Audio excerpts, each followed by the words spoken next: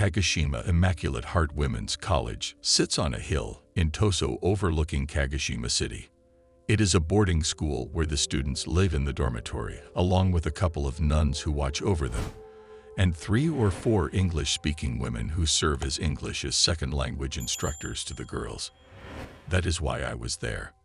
My dormitory room was on the 5th floor on the southeast corner, so I had sliding glass doors on 2 sides of the room. They gave me a beautiful view of Kagoshima, the bay, and the Sakurajima volcano on the opposite peninsula across the water. The west side of the room was lined with closets and cabinets, and the north side was a solid wall with a single sliding door which opened to the foyer and the bathroom. That bathroom was what indirectly led to my near-death experience. The previous tenant had been an Australian woman with beautiful, long, chestnut hair, which she dyed with henna. The colors had permeated the plastic of the bathtub and left an unsightly mess. When I moved in, the nuns told me that they had plans to replace the tub and remodel the tiles during the winter break. Thankful to them, I patiently waited until the end of the fall semester. After all of the students had left for the holidays, the nuns told me to pack whatever I would need for the next couple of weeks and move into guest quarters in a little apartment on the 2nd floor of a house a few doors down from the dormitory. Compared to my dorm room, this little apartment was huge, and I was quite content to stay there as long as needed for the remodeling. In an attempt to keep my dorm room as clean as possible, the workers closed the sliding door and sealed it with duct tape. They then proceeded to gut the bathroom. While removing the old grout and preparing the cement walls and floors for the new tiles, they must have used an electric sander which created a fine cement dust, for that dust permeated my room through the sealed door. By the time the work was complete, the winter holidays were nearly over, so the nuns asked me to move back into my room the evening the workmen left. It was late and the winter days were short, so by the time I climbed up the mountain and up the 5 flights of steps to my room, it was already dark. When I pulled off the duct tape, I was showered with a rain of fine particles. Coughing and waving the dust away, I slid open the door. In the darkness, with only a few beams from the area light penetrating the curtains, the whole room sparkled with a thin coat of powder. It was beautiful. It took several trips for me to carry my possessions back from the guest house to the dorm room, each trip the equivalent of 8 flights of stairs up and 8 flights of stairs down. So by the time I finished, I was tired. I certainly did not feel like cleaning the entire room. I'll do it in the morning, I told myself. As long as I flipped the dust off the futon, which I used as a mattress, and put new sheets on it, I thought I would be fine. I was wrong. I went to sleep and awoke to find myself staring down at my body resting on the futon.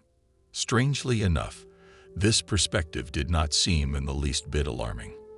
I was calm, peaceful. I was standing at the foot of the bed, which was oriented north-south with the headboard toward the north, next to the door, and my feet to the south against the curtains and the sliding door to the balcony. In order for me to be standing where I was, I had to be standing through the futon and the bed on which it rested. Almost immediately, a large circular gate of radiating bluish-white light opened where the north wall and door had been only a moment before. A figure approached through the gateway. His outline seemed masculine, but I could not distinguish any features because of the intense backlighting. Standing at the head of my bed, completely unhindered by the headboard, bookcase, and door, he defied Newtonian physics by appearing to occupy the exact same space as they did, only I saw him, and not them. He reached down and placed his hands on my shoulders. Immediately, I was back in my body. Get up. Whereas before I could see my room, the gate, and the outline of the figure clearly, now I became aware that my eyes were swollen nearly completely shut. I could barely breathe, and all I wanted to do was rest. In my illness and confusion, I dared to argue, I don't feel like getting up. The figure still had his hands on my shoulders, and in a firm but matter-of-fact tone, he replied, "Get up or you will die." With that, he flipped me out of the bed, and I landed on my hands and knees on the floor, in the middle of the room, a foot or two away from the bed. I looked up, my swollen eyes barely able to open, yet I saw the silhouette of the figure perfectly. He had not moved from his position in front of the gate. Instead, he raised his hand, pointed towards the south wall's sliding door, and indicated that I was to go out onto the narrow balcony. Obediently, I turned on my hands and knees and crawled to the door. I had to reach up to unlock it, but I finally succeeded on sliding it open, crawling out onto the cool cement and leaning against the wall. The figure in the gateway stood and watched until I was safely outside, then turned, walked back into the light, and vanished along with the gateway. I remained on the balcony until the bell struck to awaken the nuns around 5 o'clock or so. Waiting a few minutes for them to begin stirring, I struggled to stand. There was a phone on my desk, so I called down to the dormitory's reception office. It took a little while for one of the nuns to answer, and when she did not seem the least bit concerned that I was not feeling well because of the dust. Her response was, "Wash the curtains." I knew that no help would be coming up, so I had to go down. I made it to the stairs, but I could not navigate the steps, so I sat down and eased myself down one at a time until I finally reached the bottom. Just a few more steps, and I was finally at the front entrance. Looking in the office window, I called for the sisters. When they appeared, the look on their faces told me I must look as bad as I felt. They immediately directed me to a chair in the office. One of them made me a cup of green tea. The other went upstairs. What did she do?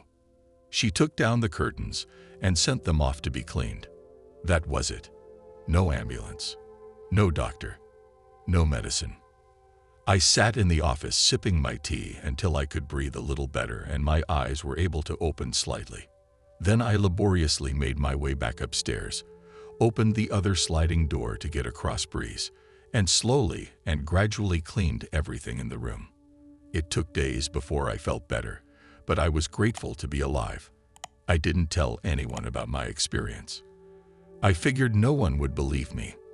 They would just think it was a hallucination brought on by the severe reaction to the dust. However, to me it was more real and more vivid than any experience I've had in the real world. The memory is just as clear today as it was when it first happened, nearly 18 years ago. Besides, I've never heard of a hallucination tossing anyone out of bed.